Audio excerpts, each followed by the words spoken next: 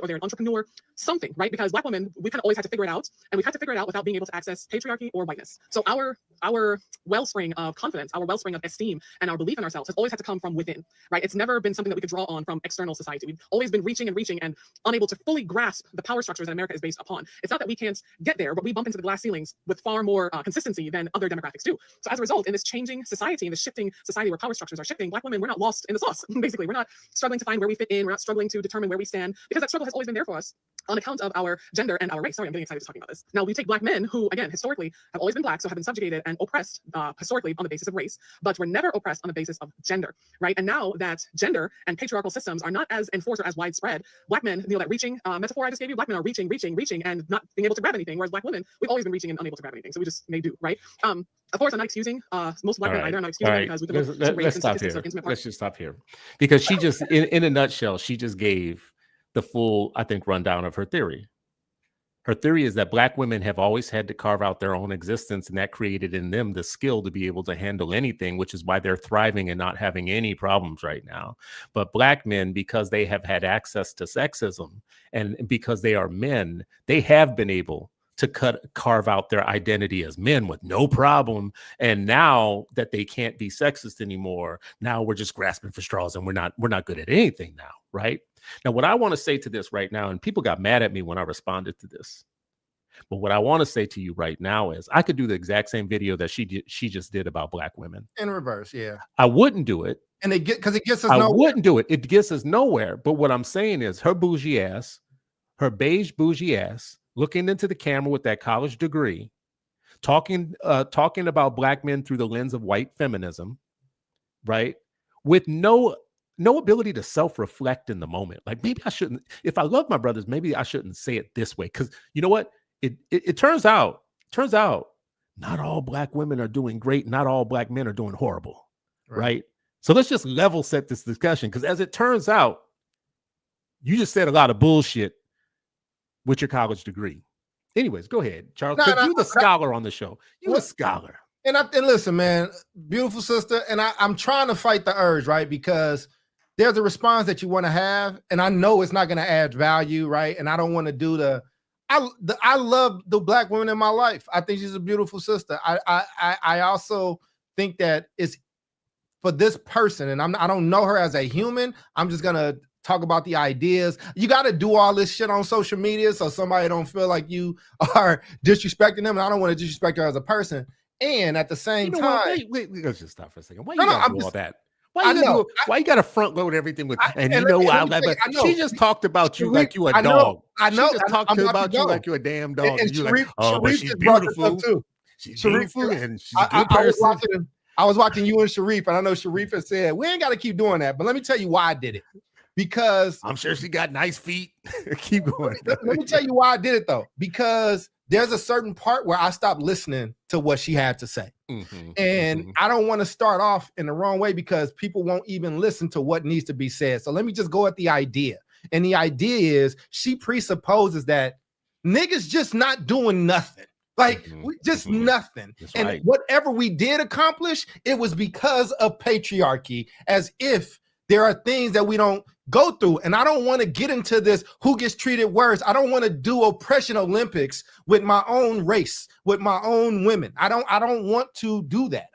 But it's like when you say something that's so factually wrong and you just miss the obvious, you just leave it out. I'm forced to like say that, because here's the thing. There's a lot of things that happen to Black women that ain't fair and that ain't right. But guess what? There's a lot of things that happen to Black men that don't happen to Black women, that don't happen to these other people. How many times you been pulled over just driving, Chris? Like, that's just curious.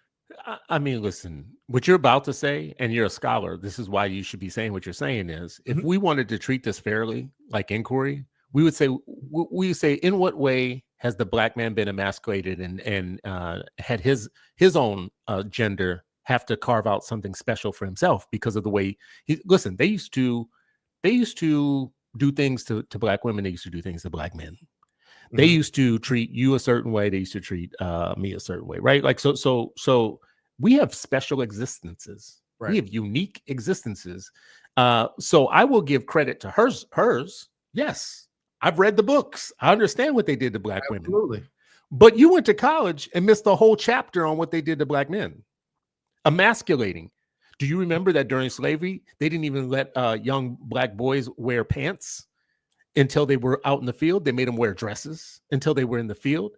Cut off your manhood. Cut off their manhood, back breaking or buck breaking, all that type of stuff, or pulling you out in front of your kids and your wife and beating you in front of them so that they know who the real man is, type of thing, right? If you're not ready to study that part of history and you go to college, she went to a whole ass college with a whole ass degree and got on, and this is the most sophisticated argument that she can make about an entire group of people that she's supposedly connected to. I expect more. Chris, colleges are changing, and you've heard me say this over and over. You have also done your own research, because my friend Chris, for you all that don't know, he likes to read you cats' dissertations because he don't believe most of you, and the quality has not been what it was. read just for a record, just Chris, read Dr. Huey P. Newton's dissertation from when he wrote that, compared to some of the dissertations that you read for fun.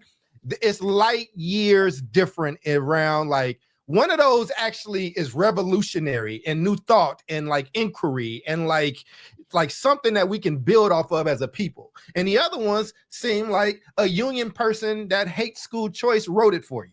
So like, let's actually have these conversations. Like, when education has become more about vibes, more about being on the right side, or in literature and facts go out the window, like, we got a problem. We have a problem. And again, that does nothing. I understand. Listen, and let me be clear. I understand that it feels good to be uplifted. I understand that you want to uplift other sisters because they need to be uplifted. And I think, Chris, you're doing an incredible job on your platform at Brightbeam, doing that all the time. I think we all do it. But you don't have to do that at the expense of black men. And black men, you don't have to pop your collar and talk about the dope shit we do at the expense of black women. But it's what gets the traffic. It's what gets the people going, Chris. That's why people do it, because of likes. You said you addicted to TikTok. I bet you ain't as addicted to it as she is.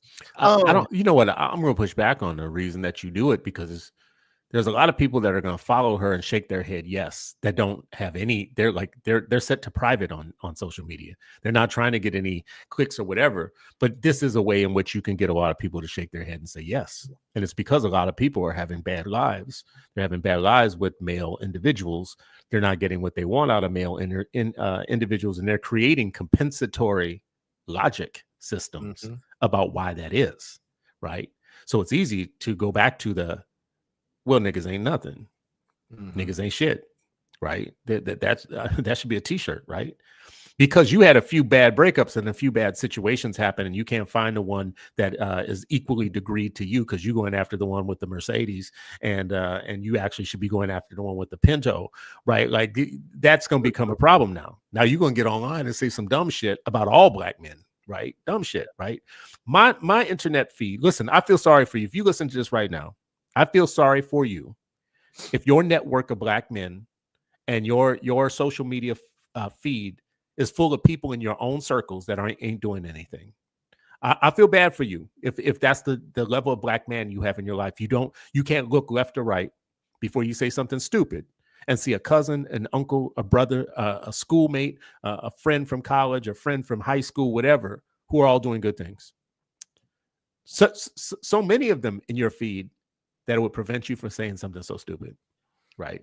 Because I can't say this about black women, because there's too many black women in my life, right, that are smart and gifted and educated and caring and loving and have taken care of me in so many ways and appreciative and all kinds of stuff like this. See, that's my world, right? When people like to talk about black culture, they want to talk about black men or black women and this, that, and the other. I do feel sorry for you if that's the sum total of everything that you know.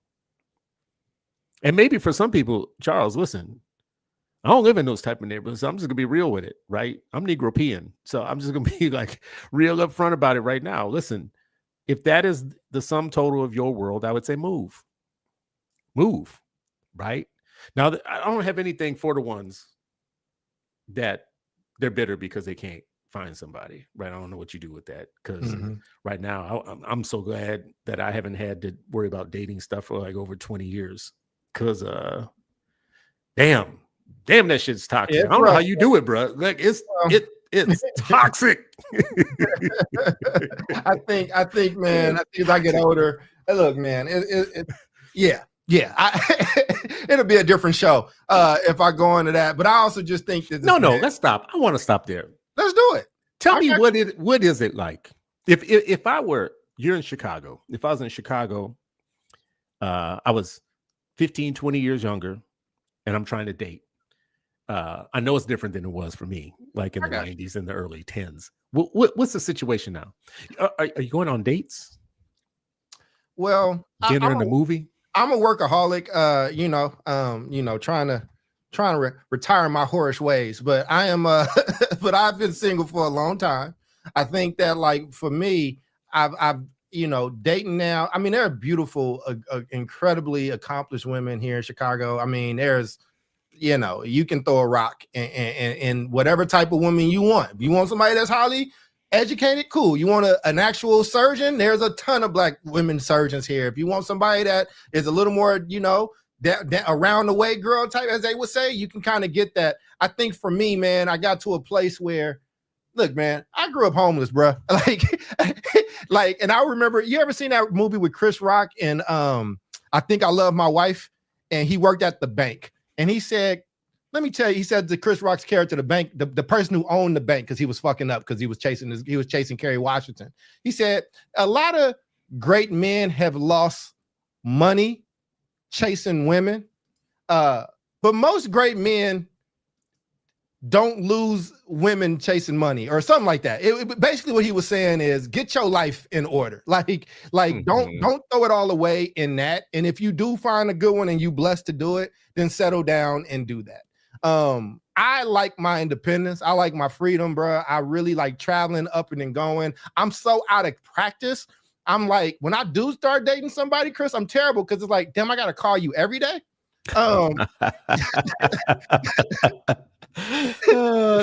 There's something wrong with you. I'm not, listen, but you got to understand, though, right? Think about this, though, right? You've been a parent through 4 different decades, right? You've been a parent. 90s. In the 80s, 90s. No, was it 90s? No, it was 90s. So 3 decades. The 90s, 2000, the zeros, and the 10s, and the 20s. So I'm going into my 4th decade. This is the 4th in the 20s. The 4th one, yes. Yeah, right. This is right. That's right. Damn. So you've been tethered to another person, right? Regardless of how it went, like you've been tethered to. I'm 41. I have not been in a super long relationship in like years, right? Like, so again, I get to get up, go. We just started here. I got to get on the plane in the morning, right? Like, I ain't got to check in with nobody. I ain't doing none of that. Like, we both talked about work today. Like, I get to focus on that. Like, you have to turn that off at some point, right? You have to be like, okay, I need to tend to my family. I need to tend to my wife. And I've gotten I think the older I get, and you know how you get set in your ways and you just like, I don't know if I know how to do that, if that, you know what I'm saying? So I'm not saying it's impossible. Let me push back on you just a little bit. And I can kind of go out and kick it whenever I want to. Right. The flip side of that, though, is that having another person who's a partner in your life doesn't mean you can't do that.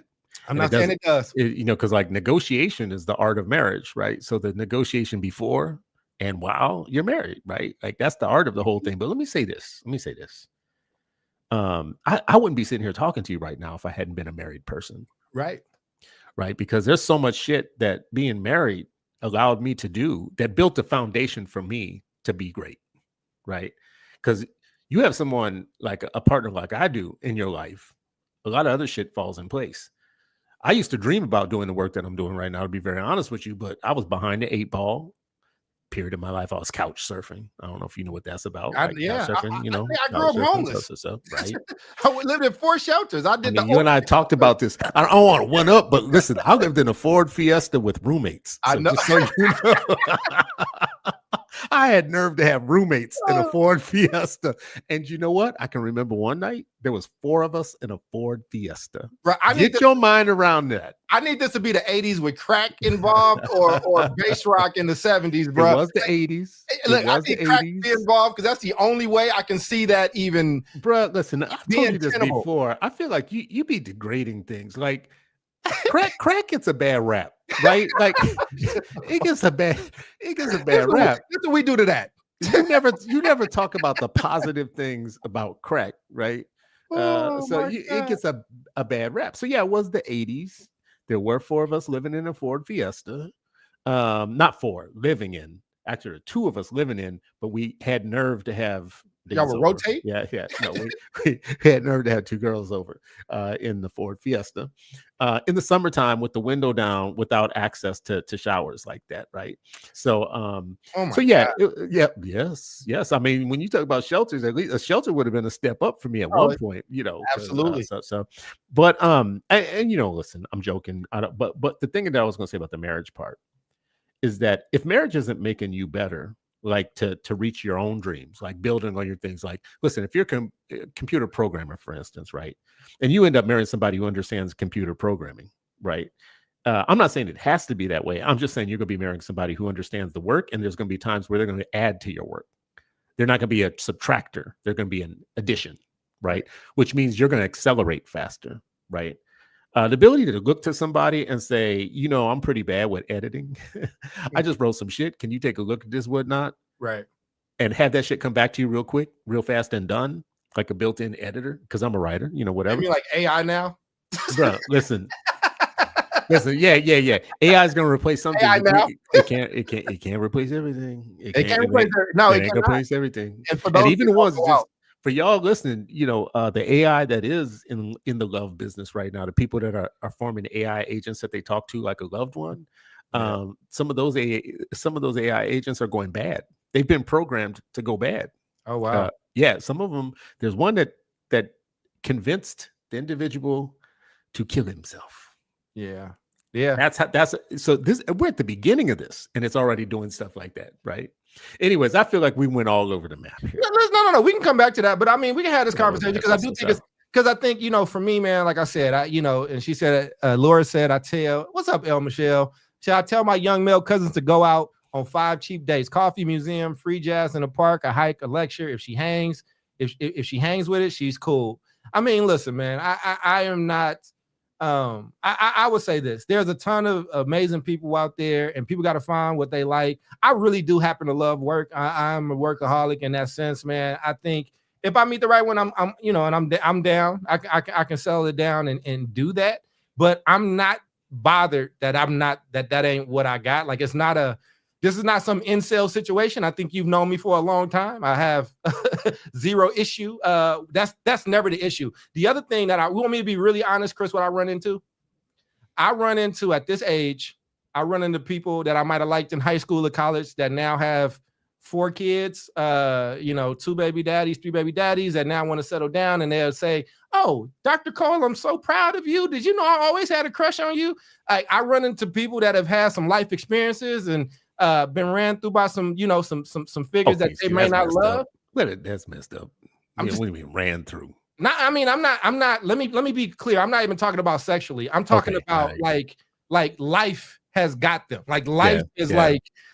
Listen, I when I was in school, and like the girls that like I liked was dating 24-year-old dope dealers, and they was pulling up and picking them up in front of the principal and the teacher. Like, so, that again, life, I told you crack gets a bad rap, bro. Listen, man, like, listen, look what he used to do for folks. That's what I'm saying. So again, and again, I love, I know everybody is like disgusted by it now, but I remember watching all that stuff go down in real life and seeing people on Facebook when I was on at the time being like, "You curved all of us because you was." Like, you not only did you you talked bad about how you would never talk to like we broke, we this, we that, and it didn't go well for some of them. I feel like you would be bumping into something different than that. This is what I think you would be bumping into from a distance. Let me tell you what I think, because I'm probably wrong, but I would imagine that you would be bumping into people who are looking at that watch and saying, like, I got 5 more minutes. Yeah. To have a daddy in my life, to make sure that I have some children, I get the ones that like because I look good on paper, right? I have some companies, I make decent bread, I like have some degrees, right? There's a doctor in front of the name, and they don't care. It could be a doctor of the color blue. It's like whatever you fit, and they're looking at me though as like marriage or father material, and I'm just like, I'm just trying to go get some wine, yo. Like, I'm not trying to, like, hey, my first dates be like, so when do you want to be married? Like, would you like to, like, when would that happen? And I'm just like, bro, I'm not, I don't think I want to necessarily, I don't know. I just met you, like, I'm open to X, Y, and Z. Like I said, I think on paper, people like the idea of people more than they like people. And I think we live in a time where with this social media, people project certain things, but underneath that, man, there are real people that got real issues, and you got to be willing to deal with that with people. I just don't, I like my life, man. I get to do really cool shit. If I really want to go out, it's not really hard for me to be like, yo, I'm about to go have some dinner. Who you want to come? All right, come on, let's go. But I do think that where it would be beneficial, and I'm mature enough to say this, I think having that trust with somebody, I think at the end of the day, like, I love, there are few people, I'm gonna make two big points here because you fall into this category with, I have like 4 friends that are married and happy and like they have a good life. The rest of the people that I know that are married are miserable as like, and like, I went to a lot of weddings, Chris. I paid a lot of money to go to those weddings, and then all those people got divorced in nasty ways where they fighting over kids, and it's like Remy and Papoose online right now. You're getting pulled in, they on your couch. It's like crying about this, and I'll be like, yo, can I get my investment back from y'all's wedding? Because like, that was expensive. Like, I just don't want to go through that, man. I really don't. I got so many friends that's paying child support. I don't feel like that's any different though than like people who break up just anyways, period. I mean, I know people that didn't get married.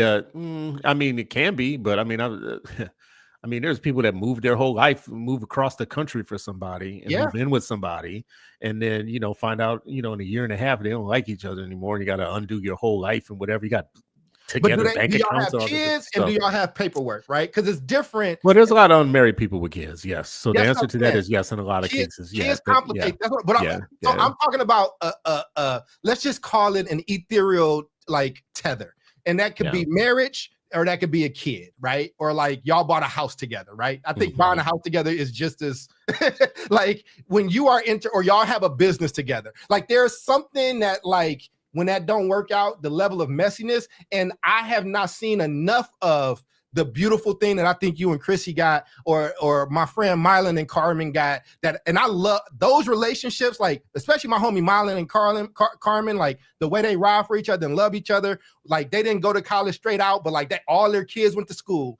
and then she was like, now you go, and then he got his degree, and he was like, now you go. And like, she's now working on a master's degree. Like, really, it's them against the world. You know what I'm saying? Like I do think that that's beautiful. But I have so many other experiences where it's just like, bro, you hate your wife, bro. Like your wife hates you, dog. Or like, man, you're negotiating or arguing to see your kid? Like, that's the other thing, Chris. And y'all used to do this in A Black Hands, and I wish y'all would have took it. I actually think, I wish somebody would have kept going with this. Like where I have friends where women are definitely using those children as pawns around. If you're not gonna be with me, you can't see this kid. Like I've been in the car and heard these conversations, and I didn't know people could just be that evil in the rate that I saw it. I've seen it in so many situations, or like the good has not outweighed the bad for me enough. And that's just me being honest. I know that might sound immature to certain people. You asked me though, and I wanted to give you an honest answer because you asked me. You know what I'm saying? Like, I'm not saying I wouldn't do it. Like, I've dated somebody, you knew one of them, and she was incredible. I have nothing negative to say. I just was not, that beautiful, amazing young lady that you'll never hear me talk bad about. She was ready to have kids. We were 38 at the time. Like, and I think it would have been selfish for me. I knew what the right things to say was. I knew how to keep that going, but if I'm not sure if I really want kids and you really do, and you told me that, then I owe it to you to let you go do that, And so I thought that was a mature thing to do, but people can judge what they need to judge. But outside of that, I think you gotta be pretty special. And if you are, I'll lay it down. I have no problem with that. Yeah, I get this in one way. The Missing way, stories don't fall off trees, bro. That's all I'm saying. well, I mean, listen, I don't want to romanticize my marriage though, because I'm not good at it. I'm not good at it at all. I'm like, I'm terrible at it, you know. And this is like the thing about being a Christian. If you think you're a good Christian, then you're not a Christian. Right, You need to wake up every day knowing part of being a Christian is saying I am insufficient to be able to even live up to the name Christian, whatever. That's what a real Christian wise man knows that he knows nothing, right? That he knows nothing is. And here's the thing, I'm a God. And that's why I say I'm not good at it. But I got married in my 30s, and there's a few things that I was used to. I was used to things being right where I left them. Bruh. You know, what I'm telling you. I was used to not having to look for anything because it was wherever I left it the last time, right? I was used to independence. I was used to getting up, coming and going, spending Saturdays the way that I want to spend a Saturday, sleeping from Friday to Monday, you know, getting a little high now and then and whatever, you know, like, you know, I was used to the whole thing. And then I get married. And then all of a sudden it's kind of like, but you know what? I had always wanted to be married, and I had one kid, but I wanted to have more kids.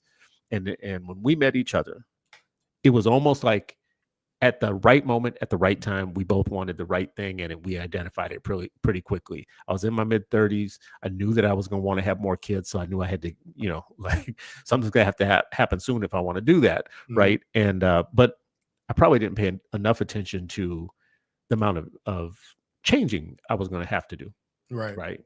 Because, like, listen, right now I got all my toys around me. I'm in a man cave. I got 3 different rooms down in this basement. I could do man cave stuff.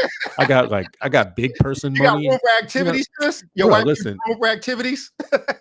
I had a mattress on the floor when we got married. We got married. I had a mattress on the floor. In your 30s, B?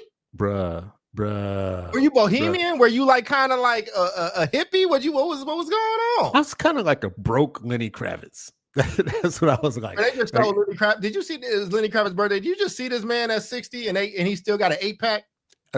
Bruh, you know what though? Do you want to do it? Do you want to do what he wants to do? He don't eat meat. And you know what? He only eat raw vegetables, right? And he, he doesn't look like he smells good. He does not look like he smells good. But they say he do. People comment on that because of that. You know what else he did? He left Lisa Bonet. So I don't know. I think Lisa left him. Did she? Yeah, because she caught him. She caught him cheating.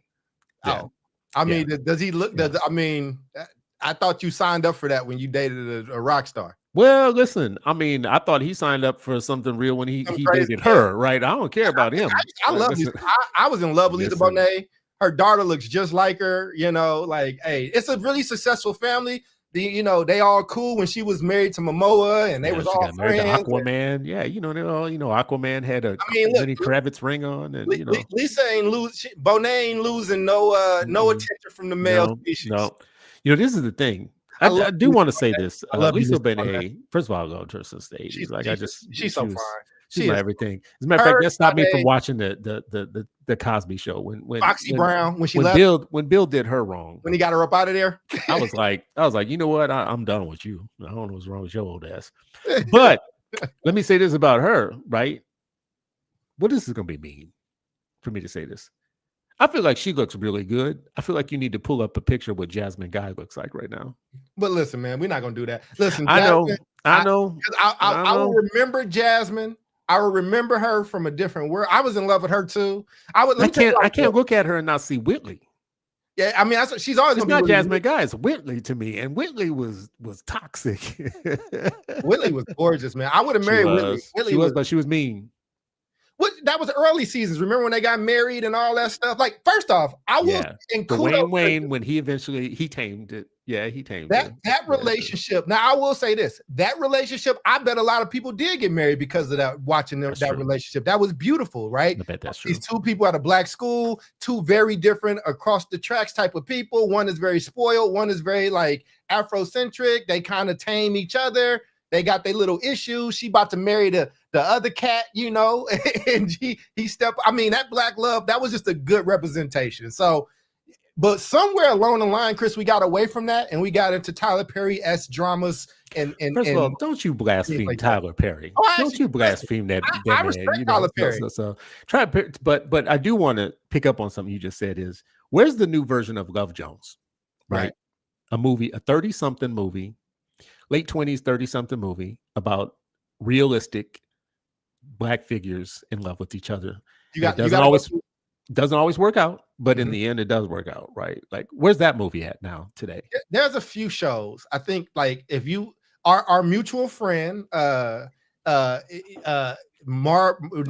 friend of a friend, but Mara Brock-Akil makes that type of media, right? Like, she makes those shows. Now they get canceled sometimes, but like, she makes those shows about complicated relationships where love is kind of the thing, and it's Black love, and they go through something real, and they stand through it. You know what I mean? They stand through it and they do their thing. So, you know what I'm saying? I think there's a few out there, but it's like, where's the Boomerang? Like, I love Boomerang.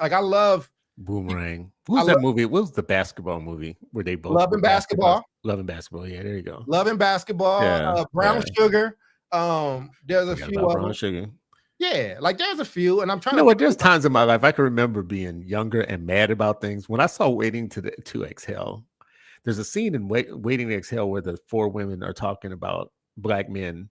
They all ugly or old or gay, or blah blah blah. They're going down the whole list. You know? I need you to block this Alexander person who's spamming us. Okay, you're the only one that can block him. I can't block your people. That ain't my people. You make that my people. He's on your. Oh, okay. They said sorry for spamming. Please stop spamming because you about to get blocked.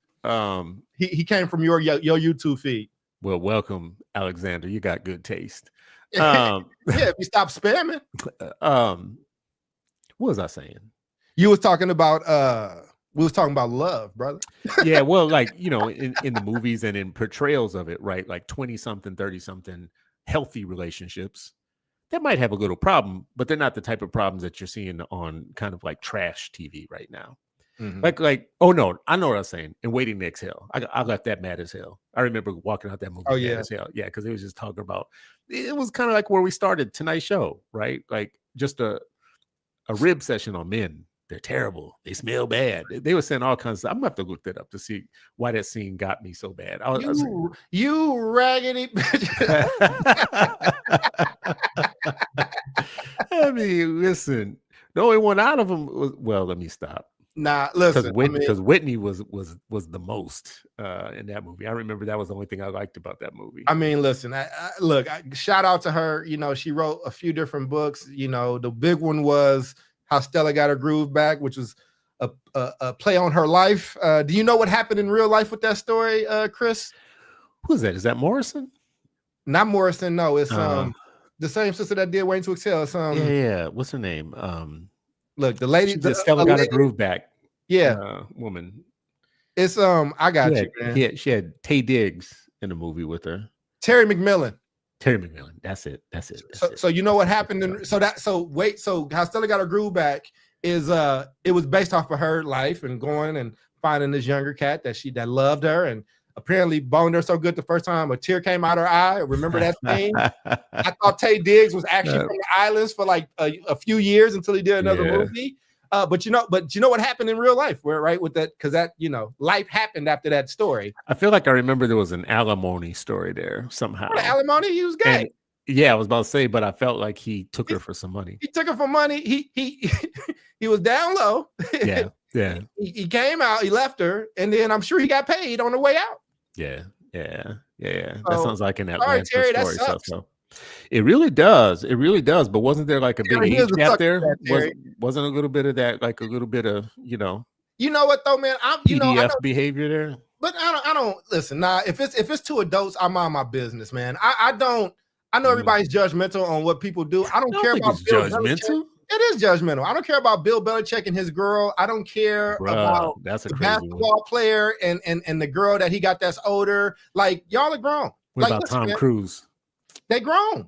Listen, man. If you let me tell you what my rule is. My rule is this: if it's not illegal, if somebody ain't getting hands put on them, if it ain't like, then that's not my business. Like, I don't. That if y'all are two consenting adults, that's y'all business, and you probably shouldn't involve people in your situation. Well, there's a lot of things that two consenting adults could do that I would be like, yeah, that's weird. Probably. I mean, lots of stuff. Like, people are into some weird stuff. Somebody said Morrison writing "Waiting to Exhale." Fred Sanford heart attack. It wasn't Morrison. We got you. We fixed it. See, I said Morrison, but I was wrong, right? It was McMillan. Okay, yeah. Disgusted by your answer, Christopher, is what I'm telling you. Well, I want to ask her then. I'm going to give you, Nicole, a test question. One of these folks dated Tracy Chapman. Which one was it? Oh, I know which one that was. You do? It was Morrison. Okay. Yeah, right. I remember them talking about it. Yeah. I remember. The thing was, they weren't supposed to talk about it. Right. Tracy Chapman's an incredibly private person. That's what I was saying. One of them wanted to talk about it, and one of them didn't. One of them did, and one of them betrayed trust in talking about it. Yeah, one was like, "I'm gonna die, so I'm gonna go ahead and say this. You're gonna have to get in your fast car and go riding away from here." That's the hit, though, bro. I used to. First off, I used to love her. She was like, I loved her so much. Her and what was her, Michelle Indicello? Like, didn't really like her as much. I did. That penny with a hole in it from Love Jones. That wasn't her. That was Deion Ferris. That was Deion Ferris. You're right. That was Deion Ferris. You are right. You're right. You're right. I did love that. Yeah, I love that. Yes, to death. That Love Jones soundtrack. That's on the. I was about to say that's on the Love Jones soundtrack. Now she was in Arrested Development, right? Was she? I think she was a member of Arrested Development. I used to love Arrested Development too. Yeah, I feel like it wasn't that she was in it, but you know how they had those things like Native Tongues and the Jungle Brothers and all that type of stuff. Like they would do work together. Right. Arrested Development was a clique. And they all went different directions and had different. Again, where's that today? Right. See, this is the thing where Gen X is going to start feeling our age and feeling stuff, because listen, you never feel as old as you actually are, but you are old as you actually are. But when you start saying things like, well, they don't make music like that no more. Where's Arrested Development of today? I would say, there's Outkast had that. I mean, Dungeon Family, Outkast had that vibe, but that's more my generation. That's still older. That's still 90s, 2000. I was about to say, that's not your generation. Don't try and claim that. That is, I came up on Outkast. Yeah, you was about 6. But they still going. What you mean? I've been Outkast my entire, But that came from our generation. Oh, you get that's yours? Yeah, please stop it. Just stop it. I'm 41 for the people that's out there wondering. Yes. I will say this though, as I have this shirt on, I'm a poser. I only know the very, very popular songs. I love Smells Like Teen Spirit, and the shirt was on sale for $10. But I know you probably was around for that grunge era in a real way. So their drummer, who's the lead singer of the Foo Fighters now, their drummer, Dave Grohl. Yes, he has an interview with Pharrell. Have you ever seen it? Yes, we talked about it. So that interview, like where he talks about where he got the intro to Teen Spirit. Yeah, I didn't hear. Now I can't stop hearing it, because you know what? You saw me. I have my iPod again. Yes, so I have Nirvana in my iPod. Also, it won't surprise you. I also have Rage Against the Machine. But yeah, so he talks about how Tony, I can't remember his name, but he was the drummer for Chic. Eventually did a band with Duran Duran, but that drummer actually was stolen from that intro that he plays was stolen from the Gap Band, right? Yep. Actually, or it's the other way around. And then Dave Grohl practiced to that, and that's the opening to Smells Like Teen Spirit. And is that why so many black people love Smells Like Teen Spirit? I mean, that song is incredible, bro. I was about to say it's got a pump to it, right? You know what? You could take the rock guitars off of it and make something else out of it, right? Yeah. Well, it was something else. That's the point. That's the whole. Yeah. It was I can remember when it was new, because that was the Seattle thing. That was the whole Seattle scene. And the only thing I knew about Seattle ever was Sir Mix-a-Lot. Y'all gonna stop messing around. See, y'all know one song from Sir Mix-a-Lot. I can guarantee you people only know one song. And he's still performing that song today. Do your thing, bro. What I need y'all to do is know that people did know the rest of the album. Okay. The rest of all those albums. And some of them are funny as hell, right? Like they had their own thing in Seattle. It was kind of like a E40 type of thing where it stayed regional for a while. Regional for a long while, right?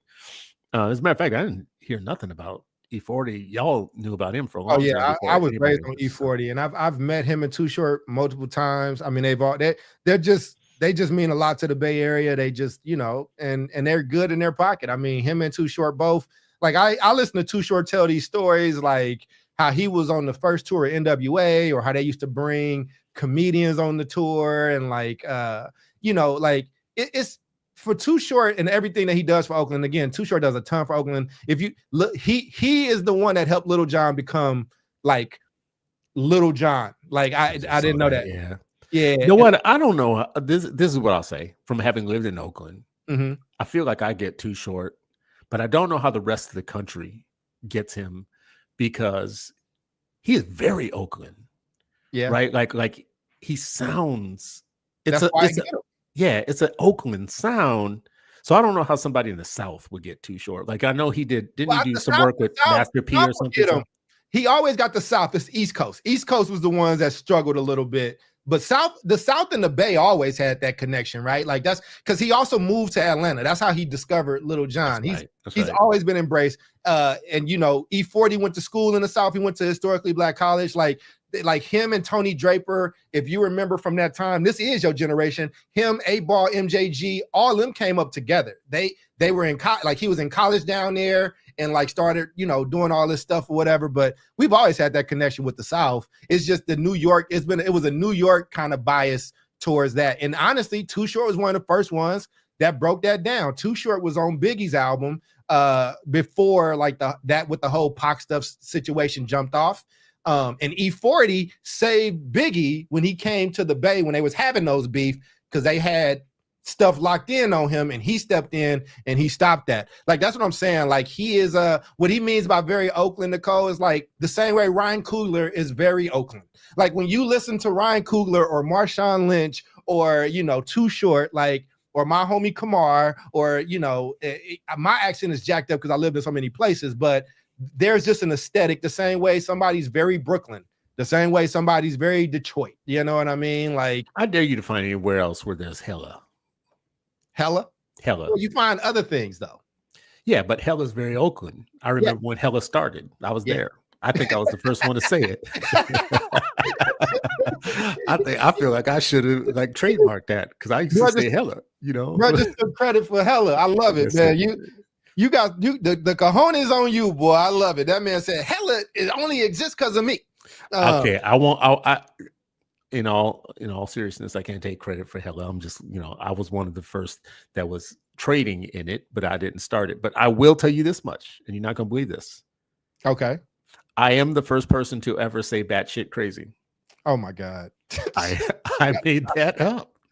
You have got to stop this, man. I'm telling you, you can ask Christy. I am the very first person that ever said that. I wrote it. When they saying batshit crazy before you was born, bro? No. And the first time I said it, I knew it was a thing. It's funny as hell. You are hilarious, bro. So Nicole, what I mean by very Oakland, first of all, Charles, you said it right. There's an accent. Yes. But there's also a humor and a mentality that I think it can translate to a lot of other places, but you get it more if you grew up around the Mac. Yeah, like the Mac, or like there's very Oakland movies that kind of established things early that kind of led to the legend of Oakland and all that stuff. Like, this is your generation. Like you lived in their place during that time. So did you watch the movie that the one that Too Short produced? It's in theaters now. I just bought it though. You would love it. So basically what is the movie? I haven't heard of this. It's Too Short produced it, but he's not the only one. It's called Freaky Tales. Really? Yes, so it's taking off his song. I think yes, but I think you would love it. Let me tell you why. Can I show you a trailer? Sure, if you haven't seen it, let's see it. All right, I got you, because it got the good brother Pedro Pascal in it. It got like you should watch this with Chrissy. Hold on a second. I got you. Here you go.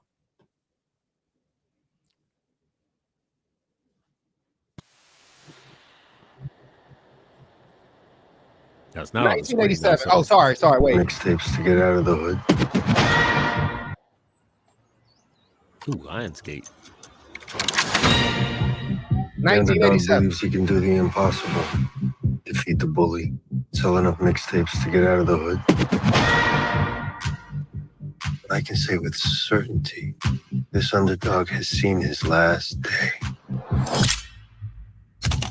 Yo, wait, hold up. We got to take it from the top. We got one more job for you. Sleepy Floyd, Warriors point guard. His house is going to be empty on game night. He's got a vault full of ancient Asian artifacts. Yesterday was the last job. I did it. I'm done. You're done when we say you're done.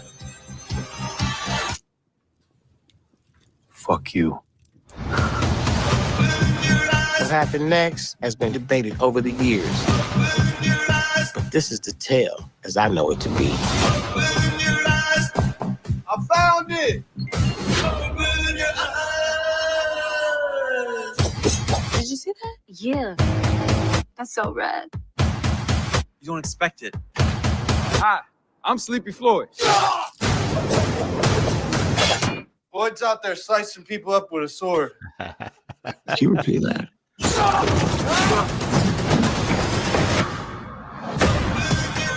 Wasn't every day a story like Hella this in fun. town. There's too many of them. That's bullshit. We fight. But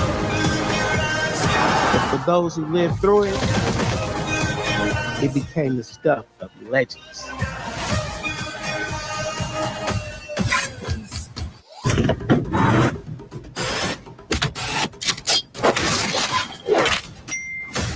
What happened here?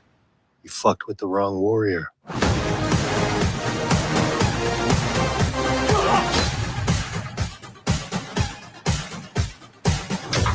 R.I.P. to Angus Cloud. R.I.P. to Angus Cloud. Angus is the young white kid. He was in Euphoria, a rising star. OD'd, or something that happened right before this movie came out in the Euphoria break. So, but he's from Oakland, young Oakland legend. R.I.P. But yes, you did. Were you in Oakland in 1987? Yeah, it was. That's actually where I left. When I left Oakland, was in late '87. Okay. But I will say this much: that makes me very happy. This movie makes me like the trailer. Because listen, I saw they called it mixtape of a movie and genre mashup, and in there I was seeing like creativity and fun and whatever, like early Tarantino, right? Yeah. Like, but black. First of all, let's just start there, right? There's that. It's a really cool movie. It's a really, really cool movie. It looks like it's like an anthology that's stuff. like it's an anthology where the stories are lightly connected and everything starts like at Grand Lake Theater. They were watching I think everybody went to go see Lost Boys, and and the stories take off from 1987 Lost Boys in the movies, and you got Pedro's story, you got this Jay Ellis story. It's interesting. And Too Short is a producer. I can't believe that. There's somebody. So Simba plays him. Simba and I went to the same church. We both went to Humanity Baptist Church. He's a really famous rapper now. Good dude, good brother. I know his parents really well. We all went to Humanity Baptist Church. And then Too Short plays a different character in it as well. So I think you would enjoy it, man. At the very least, you'd have an experience watching it. It's a fun. So where'd you buy it? Where'd you buy it? I bought off Apple. It's you can get it, any streamer. Any streamer has it. Look at Tonight. I saw a hint of the Warriors in there. You ever seen the Warriors? I have. Yes. That has some Warriors in it, right? Like, so they're hitting all the generational. I love the Warriors too. I love Warriors. It's crazy. They should remake that. Warrior. Would you really be? You wouldn't be upset if they remade it and jacked it up? I would be afraid they would jack it up. Well, I mean, when you watch it, it doesn't really hold up to time, so they would have to remake it to make it like today. Can I tell you a movie that they remade? And like, I love 80s movies, even though I was born in 83, but like Roadhouse. Like, I love the original Roadhouse, and they remade it, and it just doesn't have. There's just something about 80s movies. Like, you were gonna get blood, breast, and like beatings. Like, it's just like, you know what I'm saying? Like, it's just. Like, even when they if you look at 48 Hours, like 48 Hours is just it was just such a dope movie. Like, you can't do that movie now. You can't do fucking Eddie Murphy and Nick Nolte and like Nolte just dropping N-words, bruh. And or you can't do the scene where Eddie Murphy, what made him a superstar was when he was in there with the cowboy hat on, say, I'm your worst nightmare. A nigga with a badge. I mean, that was funny though. That's what I'm saying. Like, you can't there's something about 80s stuff. Like even if you look at Top Gun, the old one and the new one, like there's just something that was happening in the 80s that like we left. That they were like, we got to leave this. We got to leave this here with crack, Chris. Well, I mean, listen, and I will say again, crack gets a bad rap, but listen, y'all need to stop that. There's, nothing wrong with a little fun. Stop this. But there might be some things that we do today that you wouldn't have been able to get away with them back then. So? But well, I think so. I feel like in some ways, like what you just said is true. Is like Sharif couldn't believe this when I told him that there was a episode of Sanford and Son where Sanford was just dropping nigger bombs everywhere. And he said he told the judge said he's in court. Have you seen this clip? I have. Yeah. So Fred Sanford's in court, and he noticed that everybody in court is black, and the judge tells him something like, where there's no such thing as racism, we apply the law equally, or something like that. And he says, well, there's enough niggas in here to make a Tarzan movie. He was in traffic court, right? He was in traffic court, and he said this on regular TV. And you know who else used to do that? George Jefferson. Yeah, George. Yeah, Jefferson. They did it on and they also did it on on Saturday Night Live, right? Like when Richard Pryor would come, and when he came in and hosted, like they had that famous sketch where they was doing like the one word that's right. Chevy Chase. Yeah, him and Chase. I can remember the first time they said bitch on TV. It was like a national scandal. And you know who it was? Who was it? It was Joan Collins on Dynasty. Oh, okay. Yeah, she broke the barrier. She just, bitch. She just said it once. Yeah, here it is. Now see, play this and see if this could play today on TV, on regular TV. Is it this is the one, right? This is the one. I'm pretty sure. Ask this officer a question. Very well. Proceed. Now, here's the question. What have you got against black drivers?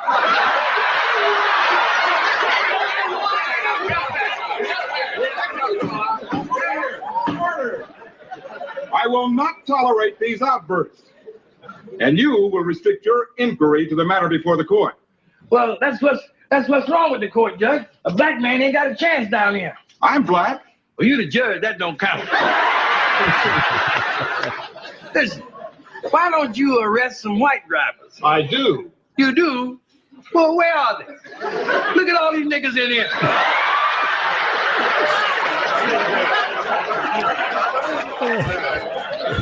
Look around here. There's enough niggas in here to make a Tarzan movie.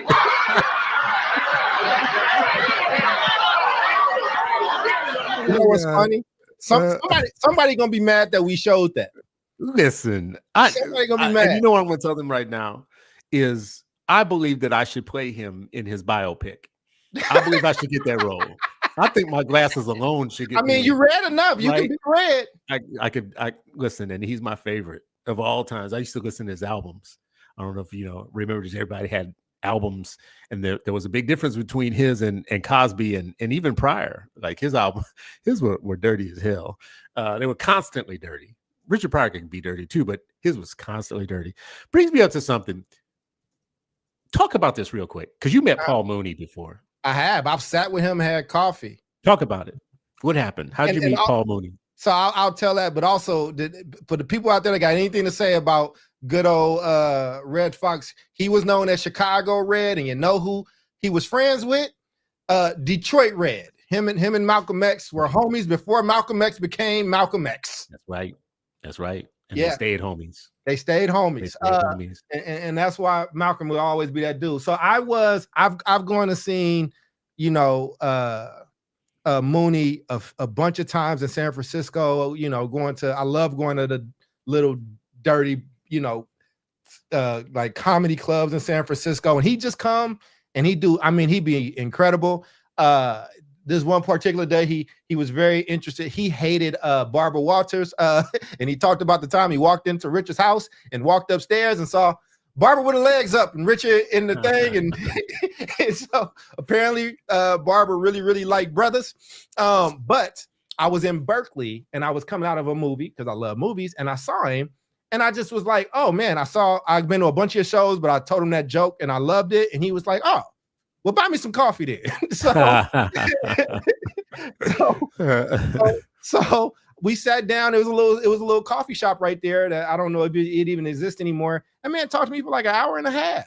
And he talked to me about comedy. He talked to me about his journey to Oakland. And he talked about, and I would later read it in his book, but he talked about how, he brought Richard up here because Richard got so strung out on drugs, the pressure from LA and all that stuff. And he came up to the Bay and he was just like, I got to go back, but I'm scared. And he was like, what you mean? He's like, just stay here. It's like, no, I gotta go have my career. But he was clean. He said he was clean up here in the Bay. He was getting himself, he would spend time in that Oakland, Berkeley area and just kind of zone out.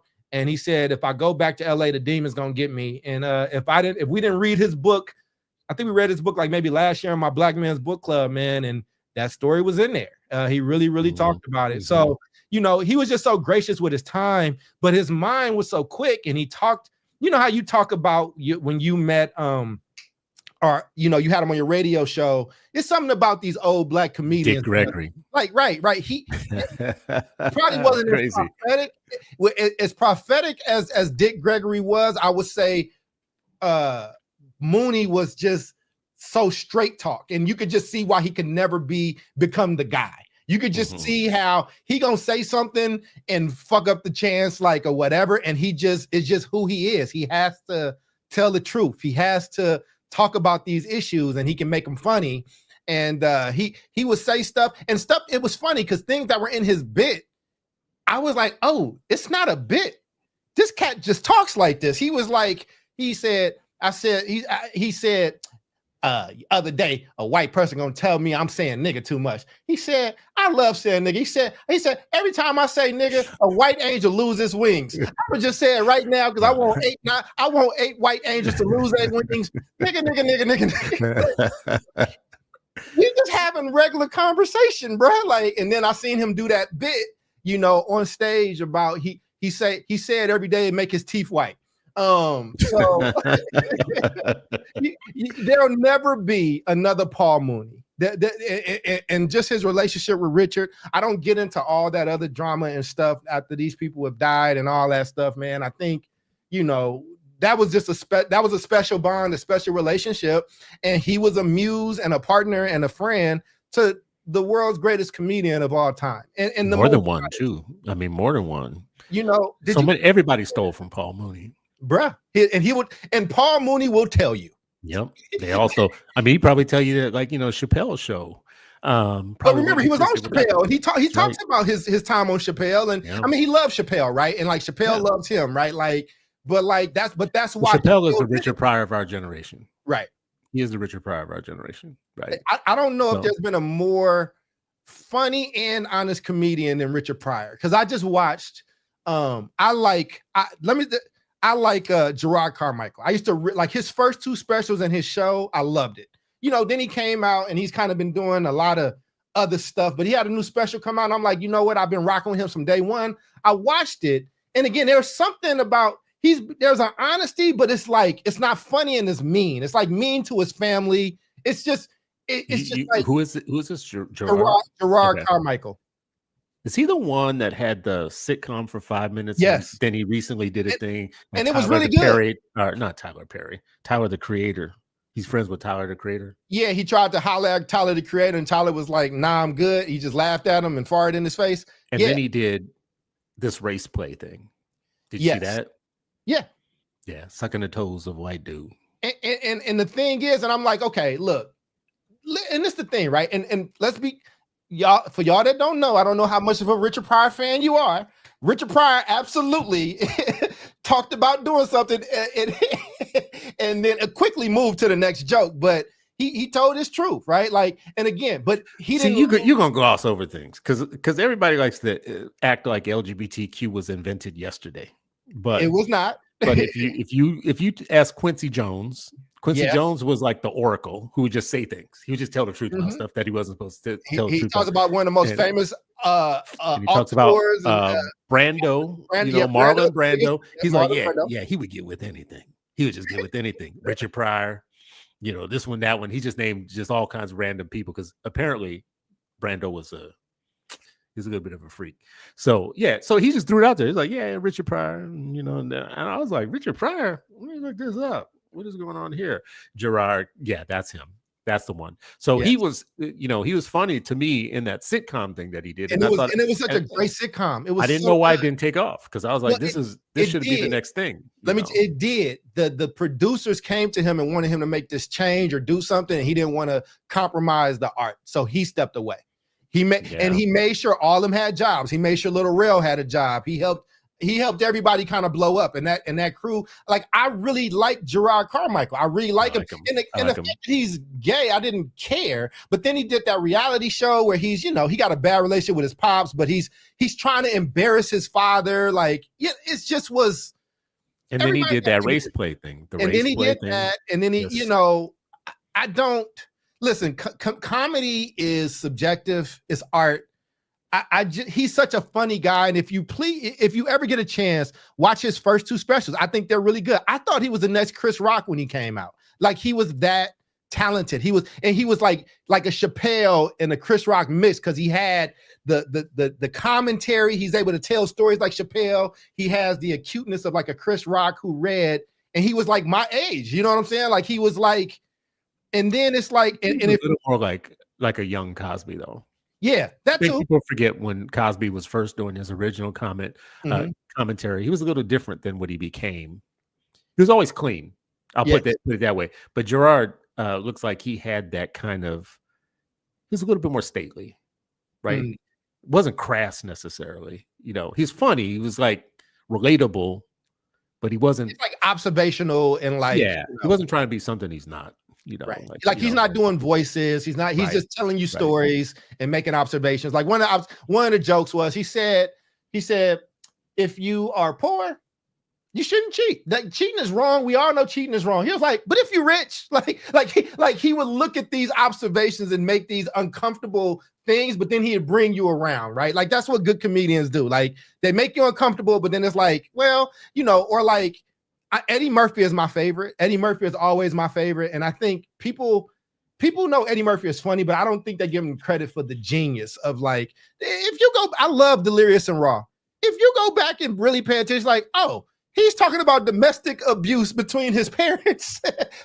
Like, a marriage that's kind of crumbling, the issue with his family. Like, he took these real life situations that people in the 70s and 60s and 80s was going through. And he made it relatable. He made you feel like, oh, that shit ain't just happening in my house. Like, even the little story of like if you remember, like Ken Ivor Wayans did the skit at the beginning where Samuel L. Jackson was in. He also gave every black actor their first start, by the way. But like, and with a little boy, where your parents, I had those stories, bro, where my parents are having a party, they drinking, and they call you out. Do that little dance. Do this thing, right? Look, Eddie got a joke. Eddie got a joke. Yeah, that shit was so funny. I can remember those days too. Like that's when people used to smoke inside, right? Like sit there smoking and drinking highballs, and then they would call you in. And I don't know if you know this. So apparently my name has too many syllables, so they would call me Christopher. My name was Christopher, and they would call me from the other room. And the thing they wanted me to do was just talk. Because I talk proper, right? From a young age, I talked proper. So they'd be like, say some stuff. And you would swear to God that I was from England or something, right? And I felt kind of special about that. I felt that was good. But, you would hear from the other room. You'd be sitting in there, in the air-conditioned room watching TV, and you'd hear, Christopher! You pretend like you didn't hear it. I know you hear me, boy. Bruh. Get out here, Christopher! It is. I mean, listen, man. I'm pulling it up. I should have did it from my account where I don't have to watch commercials. But nah, man. Like, and so what I'm saying about Gerard again, I feel like that brother's like really hurting. I feel like he's going through some stuff. And like, if honestly, man, and I don't want to put this on nobody, but I think if you care about him, you his friend, check on him. If somebody told me he OD'd tomorrow, that was it'd be like, well, he's been crying out for. I mean. Come on now, let's talk about this for a minute though, right? Mm-hmm. Because what's today? Today's Wednesday, tomorrow's Thursday. Yes. There's going to be a brother tomorrow at 4:30 who's going to get up. tomorrow Mm-hmm. at 4:30 in the morning. And he's going to take a shower. His wife, his girlfriend, or himself might pack a lunch. And he's going to go to a job that's going to be some real soul-killing, soul-murdering shit for 8 hours. And he's going to come home That's and true. do it all over again, right? That's true. You're And right. he's going to look up and he's going to hear one of us talking about a millionaire. And you're gonna be like, oh, what the fuck? He's going to be like, what are you talking about? Right? You're depressed. You're sucking white toes. I'm going to work at 4:30 in the morning. I hate my job. I hate my boss. I would love to have your life. Why don't you come trade with me if you're that depressed? Let's just trade, right? Anyways, what is this that you? Is this it? Oh, brother, like this. You know what? I just want to tell you right now, you're gonna get demonetized. I ain't making no money no way. All right, okay. You can't demonetize what don't exist. This shit is crazy. Chris, how old were you in 1968? I was born in 68. Okay, all right. Yeah, So you're yeah. a few years older than you. Gotcha. Yeah. Now, I done told you to stop running in here. Yes, ma'am. I'm on smack money now. Yeah. Them beds cost $3.98, baby. Yeah. But you see that chocolate cake I bought? You mean the chocolate cake that was on the counter over there? Yeah, where? Well, check Cousin Cecil's pockets. He probably got it in there with the turkey leg and the sweet potato pie, too. Home. My family is just like these people. It is good. Show me that little dance you all be doing. You ain't Blue Black you 21. That dance ain't new. Ain't nothing but the old shuffle. Well, show me that move. Oh, that's the Bruh, if I tell you how many times I had to do this stuff, man, how many times I had to be called down and do all this, the funny part comes. But Vanessa, come on, Vanessa. Come on, baby. Sing a song for Grandma. That's what I need. Oh, I forgot. Tatiana Ali. Yeah, I forgot about that. and the other was the Cosby Boy. Yeah, wow. Samuel Jackson. You ever peep the little boy to the left dancing?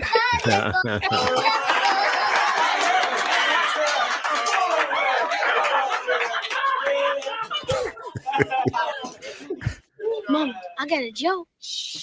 No, Eddie got a joke to tell. Go, Eddie. I got a joke to tell. He was on the Cosby There's Show. a lion and a monkey. And the monkey said, I can make the weather change. The lion said, no, you can't. So the monkey started climbing up the tree. And then he started peeing on the lion's head. Now it's raining. Then he started farting.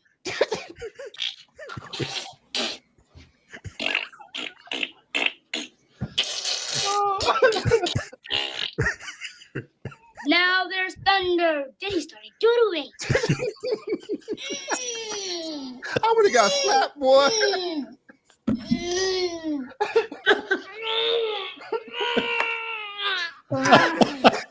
Now it's snowing. So the lion said, oh yeah, well I can make the stars come out.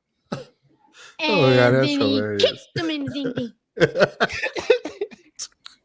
Oh my God. Thank you. You got that joke on? Oh God, that's so funny. Boy's got talent. They look like we about to beat the shit out of him. Okay, I know I just had to have some fun today, man, because it's been a rough day for both of us. These are the things, like you said, the 80s was not all bad, man. We're never getting this again, bruh. It's just You're never gonna get this. You're never gonna get Crushed Groove again. And my There's family just- was like that. Like, No. that is exactly what it looked like when my family had card night, and you know that time where it's like it's the kids are still up, the parents, and then the alcohol kind of starting to come out and they starting to smoke. So you about to transition, y'all about this time for y'all to head upstairs. That's right. But That's right. but kids were made for the entertainment of their parents. So entertain us first. Now y'all go upstairs, and adults is done. about to be adults. This is very important, right? Because we get more individualistic as time goes on. And, you know, you look back at this and it feels kind of quaint. Right. Like I remember house parties. I remember Right. living room parties. I remember, you know, the beers and the smoking and all that type of stuff, but people being jovial and happy. And this is the thing. Spades. This is Yeah. the thing I remember more than anything else that I feel like my kids don't get, which is I had cousins everywhere. Bruh. And there would be times where, like what you just said is true. All your cousins would be up in the upstairs. All your Mhm. cousins would be out back. That was a regular thing, and you were connected to people, and you always had backup on something in a way that I just don't feel like we know what we lost. I don't feel like we know Bro, we lost like something. family, man. And like even not and like y'all all everybody was in that room. They made pallets. Your ass was on the floor or you was feet to head. Like, but we'd have to go to my aunt's house. All the cousins had to be there. It don't matter if you didn't want to go. You gotta, that's your cousin.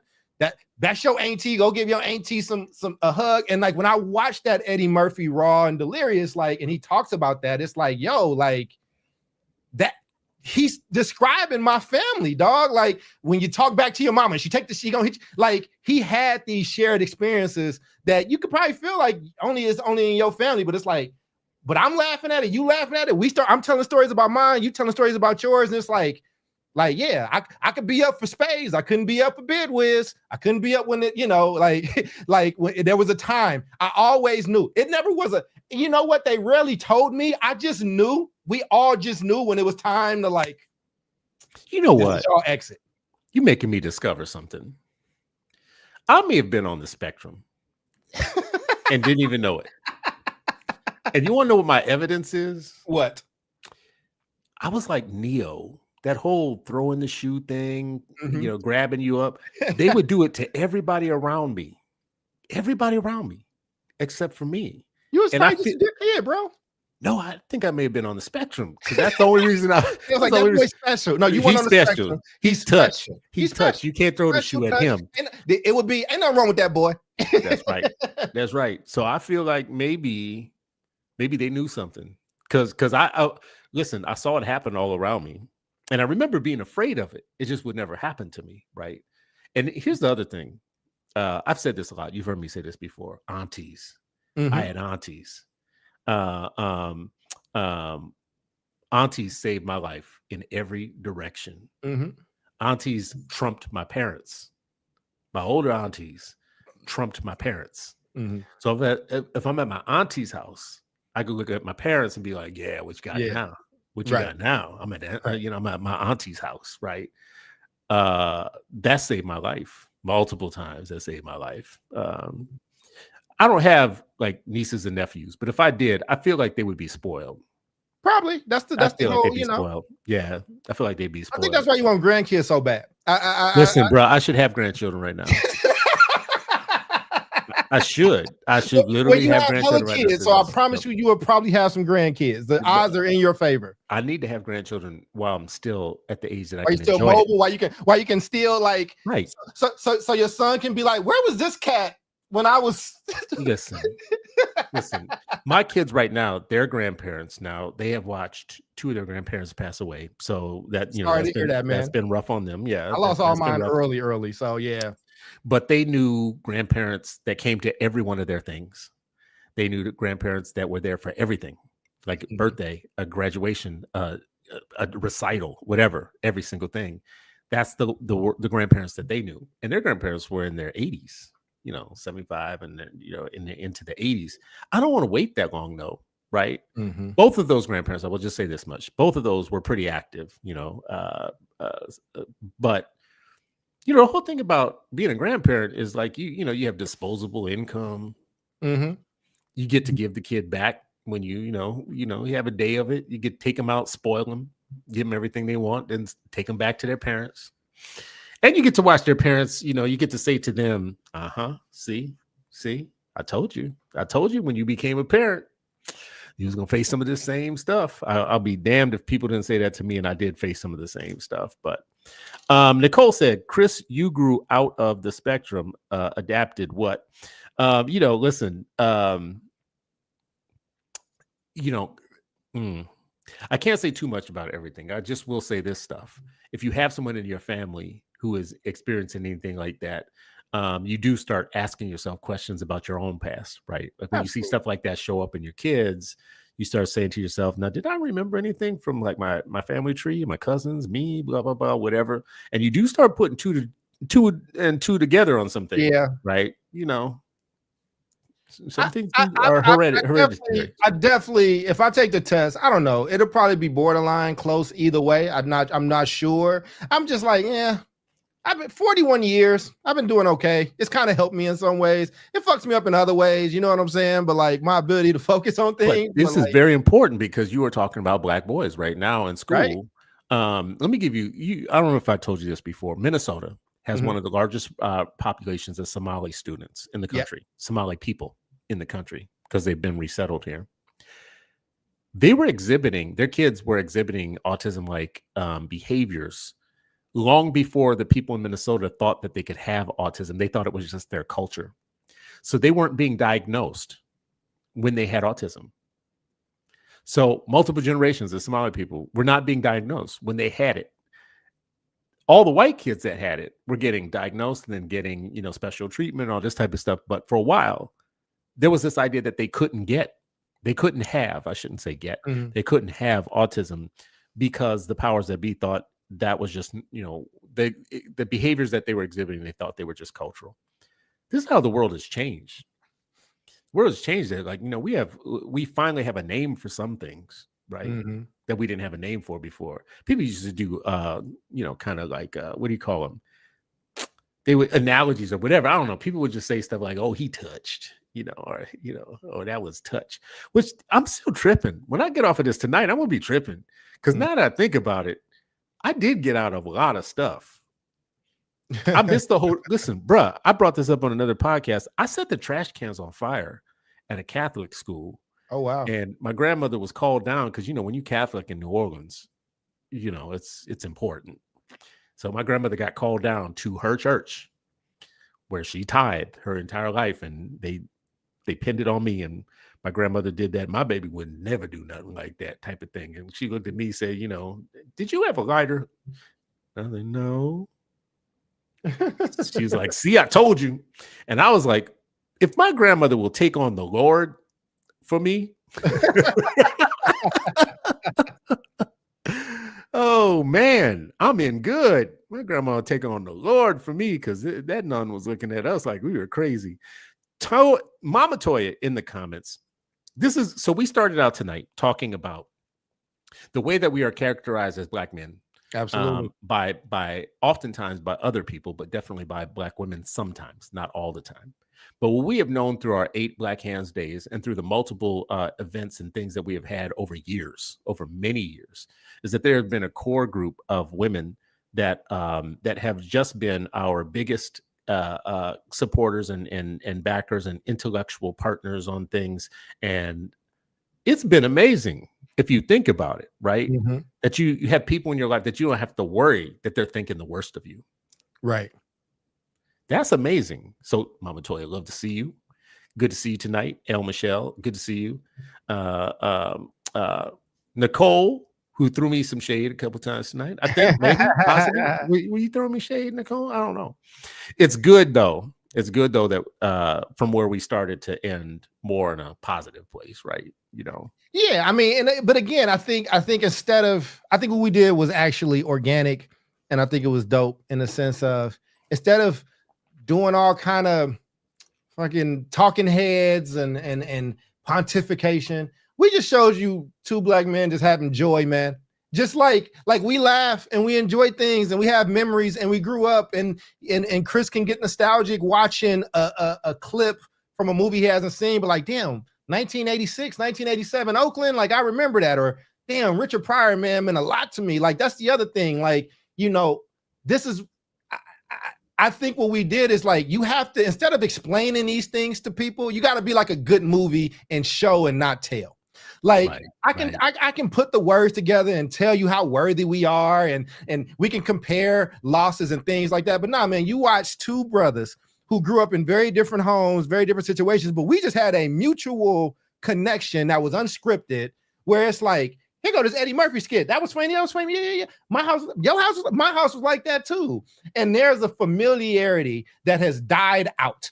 There is a familiarity that connects us because I can't look at you coming at you the same when I'm like, yeah, well, shit, I'm younger than him, but I had to get pulled downstairs the way he did, or I had to dance for my uncles. I had to do this, or like, damn, maybe I was on the spectrum. You was like, you heard that too? Yeah, like we checking that out. And like, I think the different paths we took for us to get to this point where we've done pretty well. I think you take incredible care of your family. I I do pretty good business. I'm happy. We put things in our community. We take care of those things. And for that woman that said that, and again, I don't blame all Black women for what she said. So I'm gonna talk about that person and what she said. Like, she would not be able to even take in what we just did. She would explain that away. Well, you like that because that was the patriarchy and what was happening. And she'd mess it up like, well, somebody was probably touching that girl, Tatiana Ali, and that thing. Like, it's just, you can't have good Black time around these people.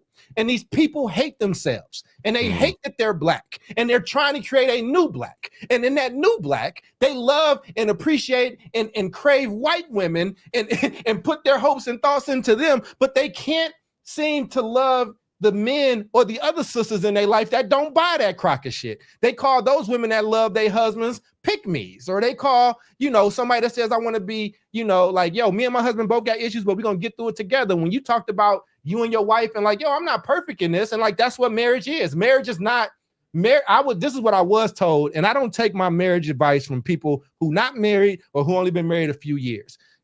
For me to take that advice, it got to be 20 and up, man. I got an OG who's been married 50 years, and he loves his wife, and he is just, he has made a marriage enduring. He said something. He said, when you do get married, he said, don't marry somebody you can have good times with.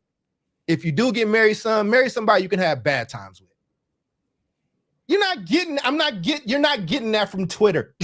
You're not getting that from that lady on TikTok. You're not getting that type of wisdom. And without you even knowing I was going to say that, Chris, you said it. Like, I ain't with my wife because we have, I kind of married up and I got lucky, but like she, I grow here, but she loves me. She deals with me during those things. And like, that's what we did in this show today. I can probably, it's a million podcasts out here that's talking. And you know what? I want to say this too, because I know you're going to rap on this, but that's what you just said is what I would say back to you about, the difference between losing your independence when you get into a marriage or a relationship versus the flip side of that is, if you've been a person who has ever questioned the truthfulness of other people in your life, and you have a person that is, no matter what, all hands down, always got you, like, it for sure, like you can trust it, like no matter what happens in this life, I can be very honest with you and be straight up with you. I don't have a single person from my childhood. Right. And I still got living, folks, whatever, but I'm talking about has been with me in every circumstance and situation to the point where I have to trust it now. Like, I spent some years not trusting that because I felt like everybody could leave. Everybody could, not like something or whatever, just be gone. Because my life was very transient, right? I see people like you go, this was with my wife too. You go over to some people's houses and you see pictures of them throughout all the years. There's no pictures of me from my childhood. None. Wow. Zero. There's zero.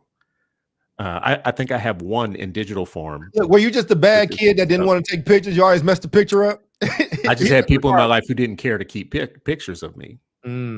Right. And I was very transient. So I moved around and, lived with aunts and uncles and grandparents and all this other stuff. So that was what was in me when I wanted to become a dad. Was I wanted to make sure that my kids had that type of passages.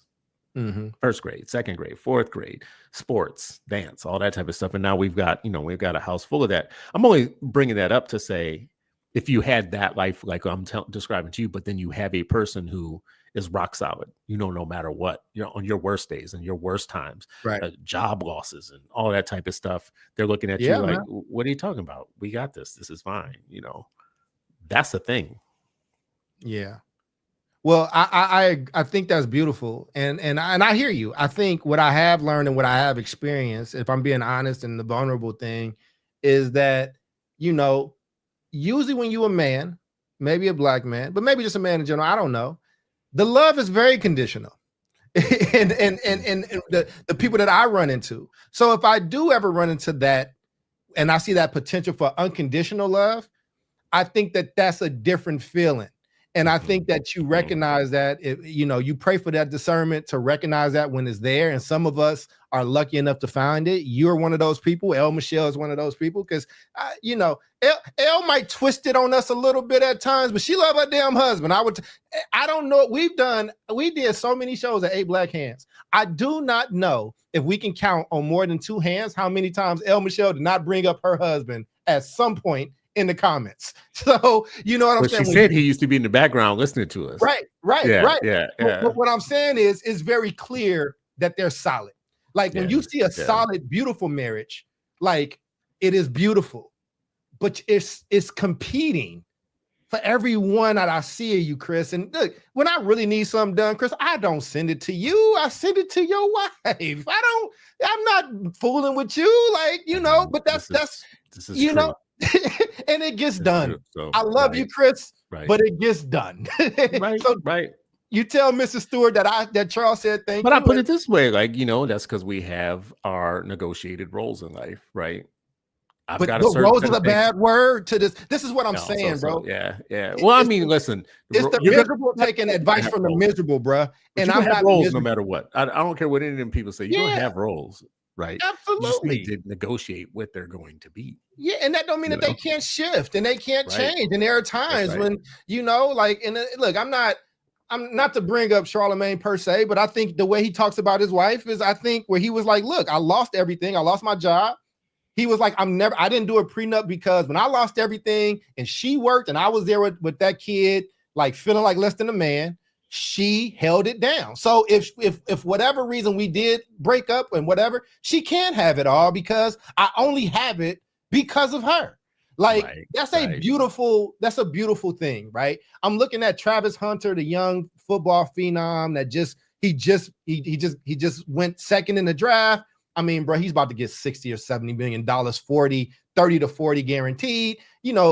People are just in that young man's marriage and he didn't sign a prenup. And I was just like, look, man, he done did it now. I don't know what it would be like to be 22 years old, 23 years old, getting married and everybody's commenting on my wife and that I'm stupid and I shouldn't do this.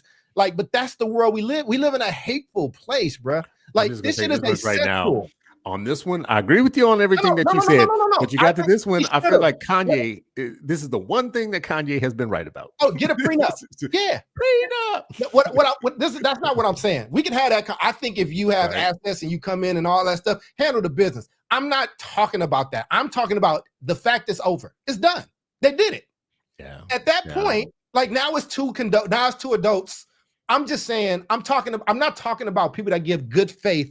There were football players that know that know Dion and know him and are like, look, man, I'm telling you, you should probably do this, but hey, whatever, we got you, we gonna love you.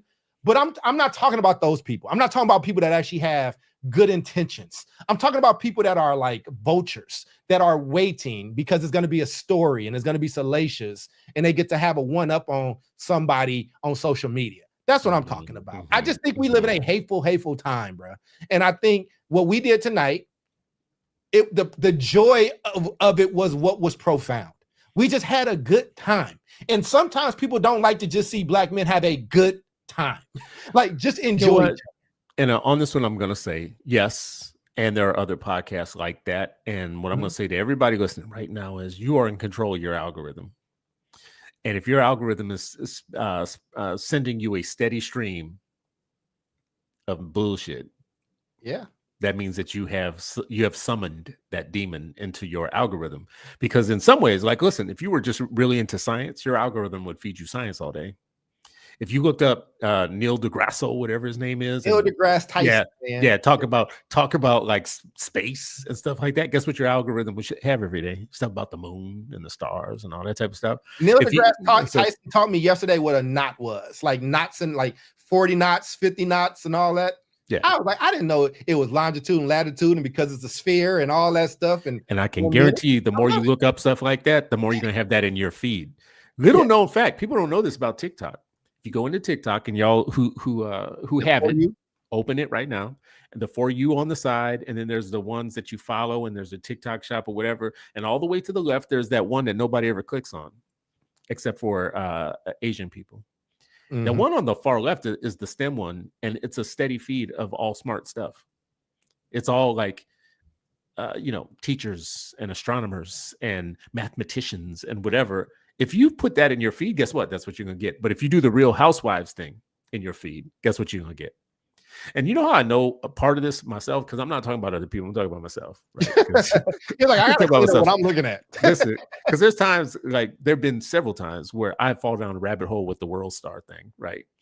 And now there's a whole bunch of offshoots. There's a million offshoots of that. Like if you get into street fights, listen, my whole algorithm was street fights for a while. Why?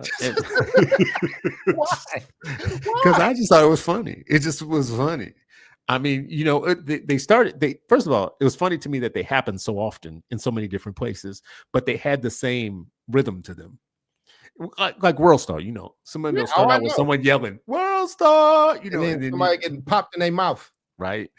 So you knew it was coming. Listen, anyways, I shouldn't be sharing this. I grew up in World Star. I'm good. I don't want them problems no more. I don't need to. If niggas is fighting, I don't need to be there. I just need to chill, man. But this has been great. I mean, look, and Torin will be back with us soon, and we'll get back to topics and stuff like that. But I need it today because today was a tough day. Today was a tough day as a business owner. For both of us. And I will say this, I mean, I don't know if it's wise for us, but I might need to do a show where it's like, is nonprofit life for me? Is the life of a nonprofit CEO the life for me? I am a professional beggar. I beg more than I actually do work, but I do want to leave on this, Chris, because I do think it's important because, people can always check my jacket and my resume. In Oakland, there's always some crap happening, man. And we in the NAACP just, we fired another superintendent, Chris. We like doing that. And she only had a few years left. So with the NAACP, we wrote this letter where, it's just more union bullshit. It's more, I thought y'all loved Black people. I thought y'all loved Black women. I thought y'all loved Black women from Oakland. I thought you wanted a local Black person from Oakland to lead Oakland schools who was actually doing a pretty decent job, got us out of receivership, oversaw a $100 million state loan repayment, and I got to sign on that with a company, State of Black Education. I co-founded that with Jamoke and our brother Dirk, who I will be going to honor tomorrow. He passed away. He was murdered, taken from us, and Families in Action. I'm the co-founder there. We'll talk with Barbara Lee and all these people, but there's actual work that we do to protect our people, man. I know some people front and all that stuff, but if you want to question a Chris or a Torin or a Sharif or, a Toya or whatever, like at the end of the day, check the work that we've done. And Chris, there's a documentary series that you've been working on. And we don't really do a good job of promoting our stuff, but I saw a clip from it about this school that's not far from me. I think that was in Gary. Was that in Gary or was that in? That was Gary. And so, Gary, for you all that I live in Dalton. Dalton is right just outside of Chicago. Well, now it's Chicago again because the Pope is from here. So, when you got somebody famous, the city adopts it. But Gary is about 20 minutes, 25 minutes from where I live. And I went and visited that school. But I just wanted you to speak on it because you showed a school where people didn't care about politics. They didn't care about color. They were doing shit like having 14 and 15-year-olds get their pilot licenses and just incredible stuff in a place. If you've never been to Gary, I have to describe it for you. It looks like a wasteland at times. It is the level of degradation and abandonment. And this isn't just the people. This is not something we blame it on the people. This is government has decided to disinvest, and we are setting it and priming it.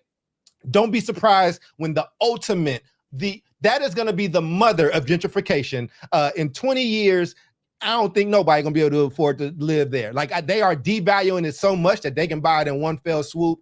I'm sorry, brother. I don't want to be dramatic about it, but you covered this place where a diamond in the rough, and they're sticking in it, and they are really educating these kids with joy and stuff. I just wanted to hype it up, man, because one, people don't give you the credit for the good work that you do. Two, the vision that you had.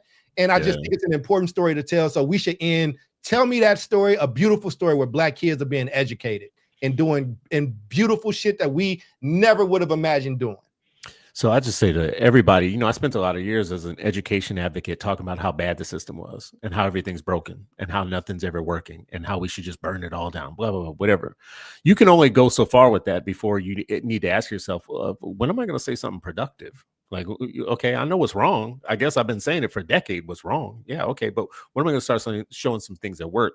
That set me about like finding schools that, I said this in the beginning of the story. We study failure too much, and we study success too little, right? Yep. So this school in Gary, first of all, what you said about Gary is definitely, when you look at it, I've been a lot of places, but Gary, I've never been a place like Gary. It is where capitalism went wrong, 100% wrong, because that used to be a company town, and when the company left, they left it in shambles.